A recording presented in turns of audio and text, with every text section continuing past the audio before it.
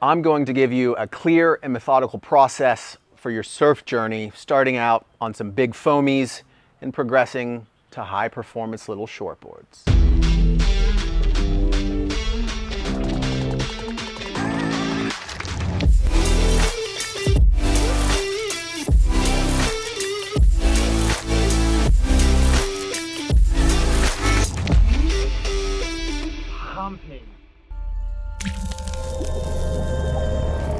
I'm currently here in the Mentawais. HT's is just out the back. I'm at my good buddy Kadu's place, Katiet Beach Resort. It's epic. Literally, HT's is just out front. And we're just coming off 2 coaching camps, where a lot of those coaching camps we're bringing surfers to the Mentawais and helping them progress not only with their surfing, but also their board choices. So we have a lot of conversations around boards.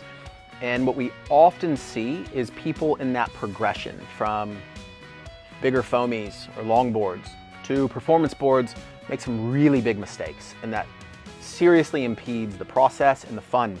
So let's give you a clear, logical process to help you on your surfing journey from big old foamies to little performance boards.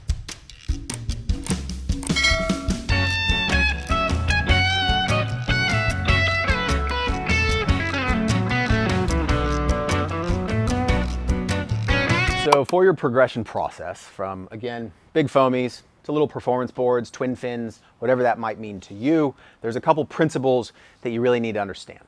First off, when you're going from a foamy, an 8-foot, 8'6", 7'6" foamy, down to something, let's say in the 7-foot region, even a 6'6", you can get away with jumping down 6 inches or so, 4 to 6 inches, right?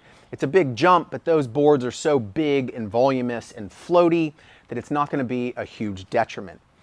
Once you start getting under 7 foot in the 6'10", 6'8", 6'6" range and down into the 5s, you really only want to jump 4 to 2 inches at a time. And the lower you get, 6'2", 5'10", you really only want to go about 2 inches. And then from there, that just is, there's more variability in those boards. There's more subtlety and changes. So bigger boards into the 7.0 range, you can get away with 6-inch changes, right? It's going to be a big difference in foam. It's still going to be this long, big, floaty thing. When you start getting more close towards shortboards, traditional standard shortboards, 4 inches, probably just 2 inches. A basic board principle you need to know is the bigger, foamier, straighter the board, the more it wants to go straight. And the more it's kind of designed for less powerful waves, and it's kind of going to be more mid-face out on the flats. As you get towards curvier, shorter boards, more rocker, more performance daggery outline, those need to be surfed in the pocket, in the curve of a wave. Whereas often people in this transition process get boards with too much rocker, too much curve, but they're still surfing it way out on the flats. It's like trying to drive a Ferrari to the grocery store, or going to Home Depot or Bunnings if you're in Oz and picking up a bunch of lumber and throwing it in the back of your Lambo. It doesn't make sense. The board's not designed for that type of wave. So in this progression process, understand that different board types and the shape of them, that will dictate where on the wave it needs to be surfed. That's epic. Look at this, everyone. Look at that dude right there. Something else you really need to be aware of is the change in variables. And this often gets neglected, right? So not only as you change boards, you need to surf it in a different part of the wave, but all variables surrounding that surfing change because of the board. What do I even mean by this? Where you take off on a wave needs to change. How you're reading waves need to change. The steepness of where that board can take off needs to change. Your ability to paddle efficiently or with endurance and postural strength has to change. All the variabilities of catching waves and riding waves change. So often, people will go from some big foamy onto a performance board, but still keep trying to catch waves where they were catching waves on a foamy. Or they're getting onto a little performance twin fin but surfing it like it was their 7/6 log. They're not changing where in the wave it's being surfed. They're not changing where they're positioning to catch waves. They're not looking for steeper curves of the wave to not only surf in, but to catch it. So again, understand all these variables change with every board change. That's why we go back to bigger boards. There's a dude sharpening a knife. If you can hear that, I'm sorry. But we're at a resort in the Mentalize. What are you gonna do? I'm gonna get into some board details. I'm gonna try to keep it general, but there will be specifics that I probably gloss over. So if you have board questions, post them below. And even better, join the Surf Athlete app, even if you get the free version, and post your questions in the community forum there. So other users of the Surf Athlete app can learn from your questions and your stoke. So again, we go back to the relevance of if you're on a big foamy, going down to something in the 7.0 range, you can get away with a big change of 6 inches or so in board length, because that's going to adjust the volume, the thickness, all of those board dimensions. But since it's such a voluminous board, all those little variabilities of where you catch waves, how you're catching waves, how much you need to paddle, duck diving, there's less change. But as those boards get smaller, less volume, again, a 6'10 versus a 6'2, big change. A 6'10 versus a 6'6, a little more subtle, so there's not as drastic of a change in variability. So often we're seeing people make such a drastic change, they're discounting all of the other variables, they're not changing their positioning in a lineup, they're not looking for different wave characteristics, steepness, draw off the bottom, they're not changing any of those variables. That makes it really difficult, tedious, and annoying to progress. So keep all of those principles in mind and understand there's so much more to board specifics, dimensions, etc. I'm not going to touch on all those in detail, A, because I'm not a board savant. I know enough fundamentals for me to make really clever board decisions about what works for me, but I'm going to give you the basics to, again, help you on that process, the journey, the surf odyssey is what I refer to it as, so let's get into it. And please, if you dig this content, like, subscribe on YouTube, support the algorithm machine, and be sure to check out the Surf Athlete app. We got a bunch of sexy surfboards, right? These are what I could find here at the surf camp, and some of these are mine. So we're just trying to give you a layout of start to finish, surfing journey, big foamy to performance shortboard. So these are some good examples to give you the generalities. So again, keep in mind, like I said, the straighter a board is, the more it just wants to go straight, and it can be surfed in the flatter parts of waves. The more curvy, this is a gun. This wants to be surfed in barrels. It's got so much rocker, such a thin little rail, so much curve, the thing's a dagger. And your kind of performance shortboards, a lot of curves going on here, wants to be surfed in the pocket. So again, keep that in mind as we go through this process. So let's imagine this foamy was even bigger, some big old 8.0 log. I don't even know how much volume, right? That's the starting point. Big old straight board, big old thick rails, just wants to go straight on the white water. Cool, you've learned how to stand up. Now you want to start surfing some green waves. Like we talked about, you can go anywhere from 6 to 8 inches and change and still work. So maybe that takes you to more, yes, I understand this is longer than that. That's what we had here. But let's say you start going to more of what we call a mal, a mini mal in Australia, or kind of a traditional longboard, right? This is a thruster longboard. This actually gets surfed at small HTs. This is kind of a performance-oriented longboard. But you understand, this might be a good transition. You're starting to surf a polyurethane or this kind of composite model, but it's going to be a step in your progress from a big old foamy that's just meant to go straight to a board that starts to have some actual rail shape, some curvature around the tail so it can start being turned. That thruster setup enhances some of the maneuverability. So it's a logical step forward. Again, you've maybe gone a 6 to 8 inch difference.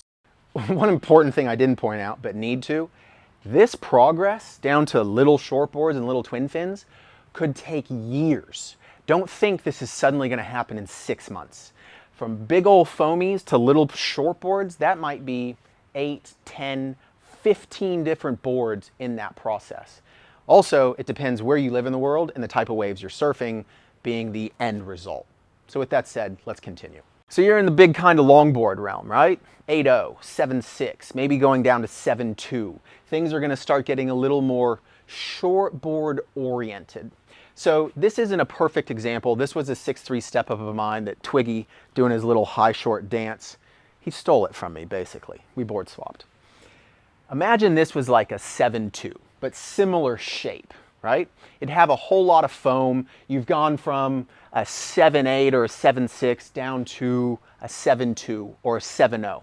That's starting to have more performance characteristics, meaning it looks more kind of like a shortboard. It's starting to have a little bit of nose rocker. It's likely got a thruster setup, right?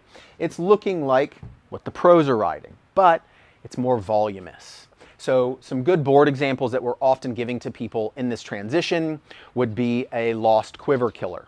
The Paizel Ghost we often recommend to people to bring to the Mentawais if they're kind of in this transition.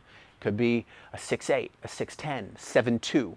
But again, it's starting to have more representation of a shortboard. So let's say that was 7.2. Then a logical step might be then down to a 6.8 or a 6.6. We're getting into the realm that it's usually beneficial for people to buy used surfboards because you might only need it for 4 to 6 months, depending on how your progress is. There's no point in buying a brand new $1,000 epoxy performance board if it's just a transition board and you're only going to need it for 6 to 8 months. Makes sense? Another caveat of this, I'd recommend you start working with a local shaper. Not only is that kind of a disappearing, oh look, it's Guy. Say hey to YouTube, dude. Yes!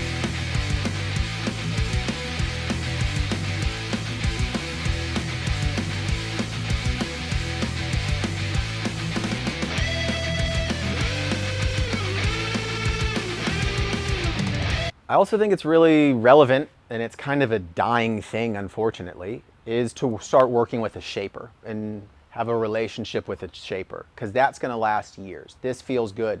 This works. This didn't. This is where I'm surfing. Here's some videos of my surfing. I'm trying to go from a 7.6 to a 7.2 to then a 6.6.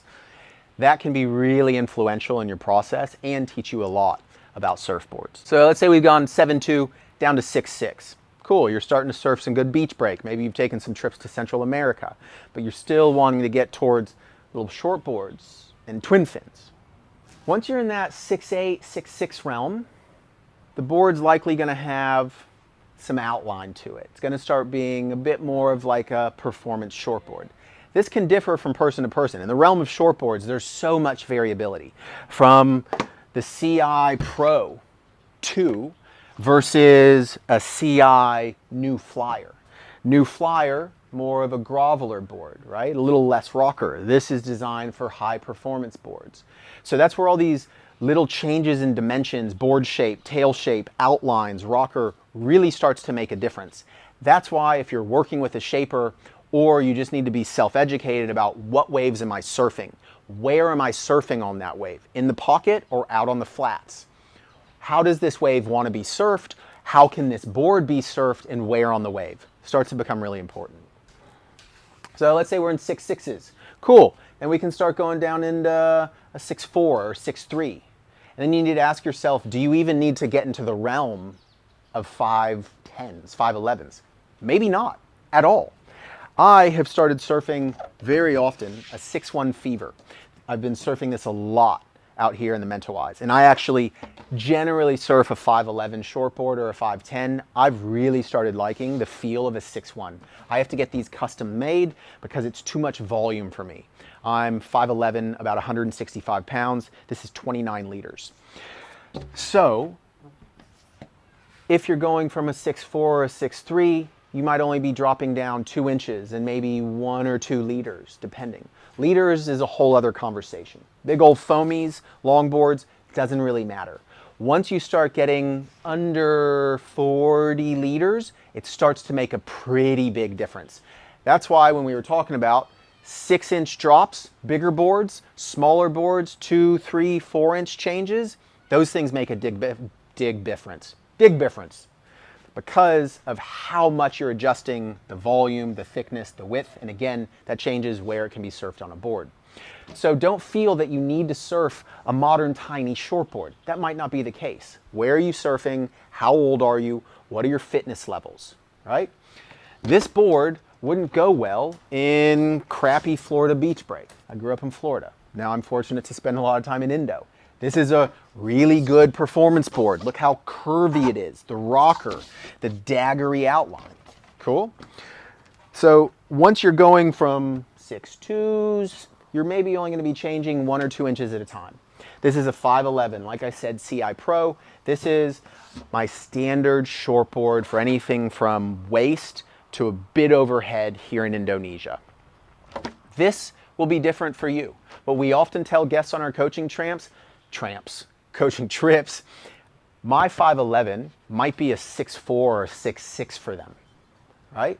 It's still a performance board, but it needs to be adjusted on their fitness, what they're used to surfing, how much volume they're used to surfing.